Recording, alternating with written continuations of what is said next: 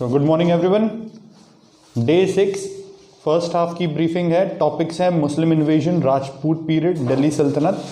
ठीक है, तो सबसे पहले तो अपन इधर देखें सोर्सेज, तो हम फॉलो कर सकते हैं कुछ स्टैंडर्ड सोर्सेज जैसे कि एनसीईआरटी, तमिलनाडु स्टेट बोर्ड की हिस्ट्री की बुक, और साथ में लूसेंट फॉलो कर सकते हैं। लूसेंट में भी पर्याप्त मात्रा में हिस्ट्री दे के रखी है, मिडाइवल खासकर। ठीक है, एक इसमें पीरियड है tripartite struggle, Rajput and independent kingdoms, जहाँ से अभी तक तो कोई प्रश्न आया नहीं है। एक प्रश्न एक आया है शायद खाली, he throw light on the social life during Rajput period in 2018। इसके अलावा कोई भी प्रश्न इधर से अभी बना नहीं है, लेकिन फिर भी अगर हम कोशिश करें तो 3 मार्कर्स के प्रश्न इधर से बन सकते हैं, है ना। किस तरीके से कि पाल कौन थे, राष्ट्रकूट कौन थे, ठीक है, इस तरीके से गुर्जरा प्रतिहारा कौन थे, उनका कैपिटल क्या था, उनके मेजर मतलब कैपिटल्स कहाँ पर थे, मेजर रूलर्स कौन कौन थे, इनके ऊपर कुछ क्वेश्चंस बन सकते हैं। ठीक है, तो इसको हम इग्नोर नहीं करेंगे, 3 मार्कर के हिसाब से प्रिपेयर करते हुए चलेंगे। इसके बाद में राजपूत पीरियड पे क्वेश्चन बन सकते हैं कि causes of origin of Rajput क्या है। ठीक है, क्या उनके कस्टम्स थे जो अपने को सोशल लाइफ में लिखने थे, उनका पॉलिटिकल स्ट्रक्चर किस तरीके का था, इकोनॉमिक लाइफ अंडर राजपूत किस तरीके की थी। ये कुछ क्वेश्चन यहाँ से बन सकते हैं, इसलिए राजपूत पीरियड को भी इग्नोर करते हुए नहीं चलेंगे, क्योंकि एक क्वेश्चन तो आ चुका है 2018 में। इसके बाद में वी हैव दिल्ली सल्तनत फॉरेन इन्वेजन, मिडाइवल हिस्ट्री का एक मेजर पोर्शन है ना। 2 मेजर पोर्शन है, एक है मुगल्स और दूसरा दिल्ली सल्तनत। ठीक है, तो दिल्ली सल्तनत से अच्छे खासी मात्रा में प्रश्न पूछे जाते हैं, खासकर 3 और 6 मार्कर प्रश्न यहाँ से ज़्यादा बनते हैं। ठीक है, और दिल्ली सल्तनत पीरियड या मुस्लिम इन्वेजन पीरियड जब हम बोलते हैं तो हम स्टार्ट करेंगे अरब इन्वेजन से, मोहम्मद बिन कासिम से। ठीक है, मोहम्मद बिन कासिम के बाद महमूद गजनवी, महमूद गजनवी के बाद मोहम्मद गौरी, है ना। इनके साथ कौन कौन लोग ये लेकर के आए, कौन कौन से राइटर्स इनके साथ आए, वो भी इंपॉर्टेंट है। इनके साथ में जो राइटर्स हैं उन्होंने क्या किताबें लिखी, वो भी 3 मार्कर के लिए इंपॉर्टेंट है ना। महमूद गजनवी की इन्वेजन्स इंपॉर्टेंट है, मोहम्मद गौरी का कॉन्क्वेस्ट ऑफ इंडिया इंपॉर्टेंट है कि अगर 6 मार्कर में पूछा जा सकता है। ठीक है, तो इस तरीके के कुछ क्वेश्चन यहाँ तक के लिए बन सकते हैं। इसके बाद फिर they established the slave dynasty year. ठीक है, कुतुबुद्दीन ऐबक के बाद में तो कुतुबुद्दीन ऐबक हो गया, उसके बाद इल्तुतमिश, रजिया सुल्ताना। ठीक है, then we have Nasiruddin Mahmud, Nasiruddin Mahmud के बाद में आपका बलबन। तो इन पूरे 5 राजाओं के बारे में आपको एक तो 3 मार्कर तो पता होना ही चाहिए। कुछ फेमस रूलर्स हैं जैसे कि इल्तुतमिश है, तो उन्होंने क्या क्या काम किए, इक्तदारी सिस्टम उनका क्या था, क्या चैलेंजेस फेस किए उन्होंने थ्रोन पे आने के बाद। तो कुछ इस डायमेंशन में सोचते हुए 6 मार्कर के तौर पर प्रिपरेशन भी करेंगे। कौन से आर्किटेक्चरल डेवलपमेंट इस समय पर इन लोगों ने सबने मिलकर के किए। ठीक है, कुतुब मीनार क्या है, कुतुब मीनार कैसे बनवाया, 2.5 दिन का झोपड़ा क्या है, कुव्वतुल इस्लाम मस्जिद क्या है। तो ये सब चीज़ें जो इन्होंने डेवलप करी थी आर्किटेक्चर के रूप में, वो बताना है। आर्किटेक्चर में फीचर्स क्या लेकर के अपने साथ आए तो उधर से वो हमको थोड़ा सा इसमें बताना पड़ेगा, अगर आर्किटेक्चर के ऊपर 6 मार्कर प्रिपेयर करें तो।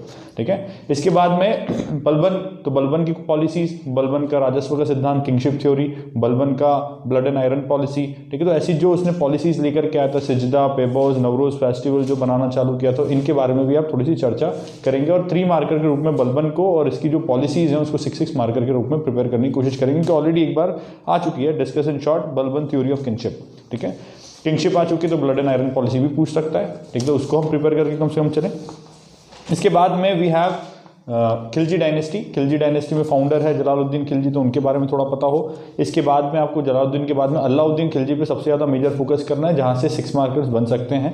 ठीक है, अलाउद्दीन खिलजी के समय का पीरियड्स कौन कौन से हैं, उसने कौन कौन से डिपार्टमेंट स्टैब्लिश करे, जैसे कि दीवान मुस्तकराज है। ठीक, तो ऐसे कौन कौन से डिपार्टमेंट उन्होंने स्टैब्लिश किए। इसके बाद में मार्केट रिफॉर्म व्यवस्था उसकी कैसी थी, मिलिट्री रिफॉर्म व्यवस्था उसकी कैसी थी, है ना। उसके कॉन्क्वेस्ट क्या था इंडिया के अंदर, किस तरीके से कौन कौन सी जगह पर उसने कॉन्क्वेस्ट करके कौन कौन से राजाओं को हराया, तो वो भी अपने को होना चाहिए। Expeditions of Alauddin Khilji. तो ये 3 फेमस 6 मार्कर्स यहाँ से बन सकते हैं, एक तो मार्केट रिफॉर्म के ऊपर, एक मिलिट्री रिफॉर्म के ऊपर, और एक बन सकता है एक्सपीडिशंस के ऊपर कि एक्सपीडिशंस क्या क्या उन्होंने किए।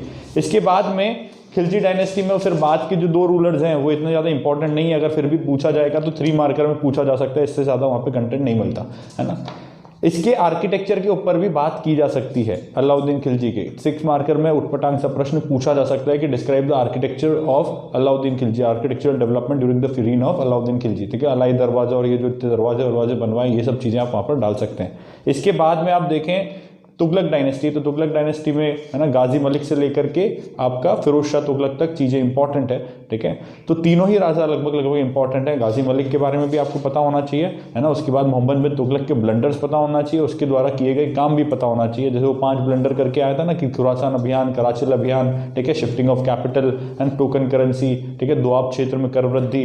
तो ऐसे जो चीज़ें उन्होंने ब्लंडर के रूप में करी थी वो भी हमको याद होना चाहिए। और कुछ और डेवलपमेंट जो उसने उसके समय पर डिपार्टमेंट स्टैब्लिश किए, दीवान पुराने अमीर को ही, ठीक है। तो ऐसे कुछ डिपार्टमेंट जो इस्टेब्लिश हुए थे इनके बारे में भी हमको जानकारी होनी चाहिए। इसके बाद में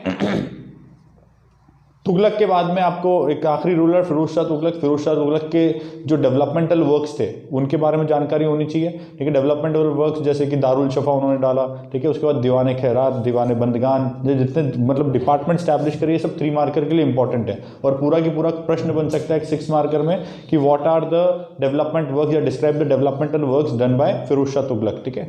इसके अलावा यहाँ तक के पीरियड में आपको जितने राइटर्स अभी तक आए, जियाउद्दीन बरनी हो गया, अल बरूनी हो गया, उद्बी हो गया, फरदोसी हो गया, ठीक है। इसके बाद में आपका एक और था ना अमीर खुसरो, तो अमीर खुसरो हो गया। तो इनके फेमस वर्क्स के बारे में आपको ध्यान होना चाहिए, कौन से इनके फेमस वर्क्स हैं, कौन से राजा के अंदर इन्होंने सर्व किया, ये चीज़ें पता होना चाहिए, क्योंकि इनके फेमस वर्क्स के ऊपर भी 3 मार्कर बन सकता है और इन खुद राइटर्स के ऊपर भी 3 मार्कर्स बनने की संभावना रहती है, ठीक है।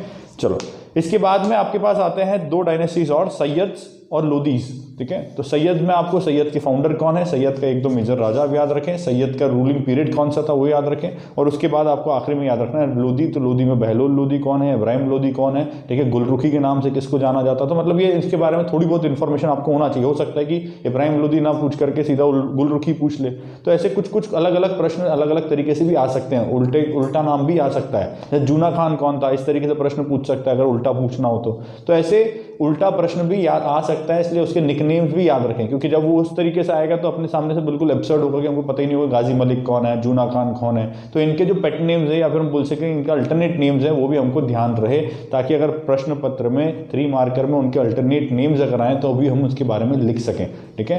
तो फैक्चुअल पोर्शन है पूरा की पूरा, कॉन्सेप्चुअल पोर्शन खाली इनकी पॉलिसीज हैं कि क्यों लेकर के आए थे, क्या इंपैक्ट उन पॉलिसीज का पड़ा, इस लेवल पर इसको प्रिपेयर करेंगे।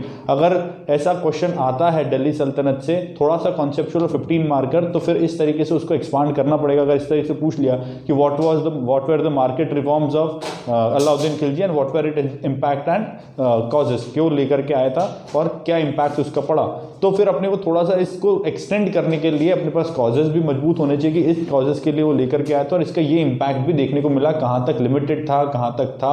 हमको ये भी पता होना चाहिए यहाँ पर कि कौन कौन से राइटर्स ने उसके बारे में क्या क्या स्टेटमेंट्स दिए हैं। देखो, इस पर्टिकुलर पोर्शन ऑफ हिस्ट्री में majorly we work on perspective of the writers of that particular period. मतलब जितना भी नॉलेज हमारे पास है वो कोई अलग अलग से नहीं मिला, कोई लिबरल राइटर ने नहीं लिखा। जितने भी राइटर उस समय के थे उन्होंने सब पैटर्न्स थे, या तो अमीर खुसरो है तो वही पैटर्न था, तो उसके बारे में बढ़ाई चढ़ाई करके उन्होंने लिखा है। लेटर रूलर्स ने उनके बारे में लेटर राइटर्स ने उनके बारे में थोड़ी सी अलग टिप्पणी करी है, जैसे कि जियाउद्दीन बर्नी ने मार्केट रिफॉर्म के बारे में कुछ अलग चीज बोली, ठीक है, और वहीं अमीर खुसरो ने मार्केट रिफॉर्म के बारे में कुछ अलग चीज बोली। तो हमको उनके स्टेटमेंट्स याद होना चाहिए, कुछ फेमस स्टेटमेंट जो उन्होंने इन पॉलिसीज के ऊपर दिए हों, ठीक है, जिससे कि हम हमारे आंसर को और अच्छा बता सकते हैं कि हाँ, अमीर खुसरो के अनुसार मार्केट व्यवस्था इस उद्देश्य के साथ लागू की गई थी, जियाउद्दीन बर्नी के अनुसार मार्केट रिफॉर्म इस उद्देश्य के साथ लागू किया गया था, ठीक है। तो हमारे थोड़े से आंसर को थोड़ा सा निखार प्रदान करेगा और नंबर एज अपने को थोड़ी सी मिल सकती है कि हाँ, इस व्यक्ति को उन लोगों के स्टेटमेंट तक भी याद हैं। तो जब हम प्रिपेयर करें तो थोड़ा इस लेवल पर जाकर के प्रिपेयर करें कि अपन दूसरों से थोड़ा आगे रहें, क्योंकि ये सब नॉर्मल प्रश्न है और इस पर्टिकुलर पीरियड से लगभग जो भी प्रश्न आते हैं प्रिडिक्टेबल रहते हैं, इतना ज़्यादा डिटेल है नहीं, ठीक है। इसलिए सब लोग इसको अटेम्प्ट करेंगे। तो अपने को क्या अपने इसमें अंदर से ऊपर लेकर के आना, मतलब वो दूसरों लोगों से थोड़ा सा एज लेकर के आना, उस लेवल पर अपन प्रिपरेशन करें। जैसे एकतादारी सिस्टम है, तो एकतादारी सिस्टम में आप पिरामिड बनाइए, ठीक है।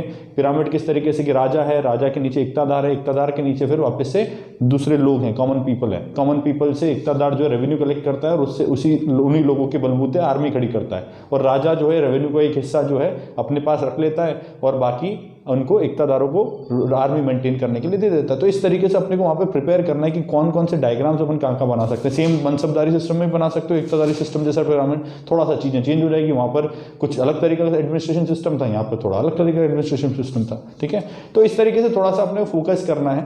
मैप जहाँ तक बना सके वहाँ पे मैप बनाने की कोशिश करिए, एक्सपीडिशन में मैप बनाने की कोशिश करिए कि कहाँ पर एक्सपीडिशन की, अलाउद्दीन खिलजी के एक्सपीडिशन कहाँ तक थे, वो मैप पे लोकेट करके मैप वहाँ पर अपन देंगे तो ज़्यादा अच्छा लगेगा, ठीक है। तो इस तरीके से थोड़ा कोशिश करेंगे कि अपने आंसर्स को थोड़ा सा हम दूसरे लोगों से अलग दिखाएं और थोड़े ज़्यादा अच्छे डायमेंशन दें। कीवर्ड जरूर याद रखिएगा, जो उस तरह उस समय के जो कीवर्ड्स हैं वो उसी समय के कीवर्ड्स के हिसाब से होना चाहिए। अंग्रेजी अनुवाद उसका नहीं चलेगा, ठीक है, कि हाँ डिपार्टमेंट ऑफ एग्रीकल्चर नहीं चलेगा, वो डिपार्टमेंट जिस नाम से उस समय जाना जाता था उसी नाम से अगर जाना जाएगा तो सही रहेगा, उसके अलावा नहीं सही रहेगा, ठीक है। तो उस समय की टर्मिनोलॉजीज हमको थोड़ी ध्यान रहनी चाहिए, ताकि हम उसको भले ही एक सिंगल कोट के अंदर लिखें, अंडरलाइन करके लिखें, तो हमारा इंप्रेशन थोड़ा सही पड़ता है, ठीक है। तो that's all for today's briefing. We will meet at 12:30 with answer writing. Thank you.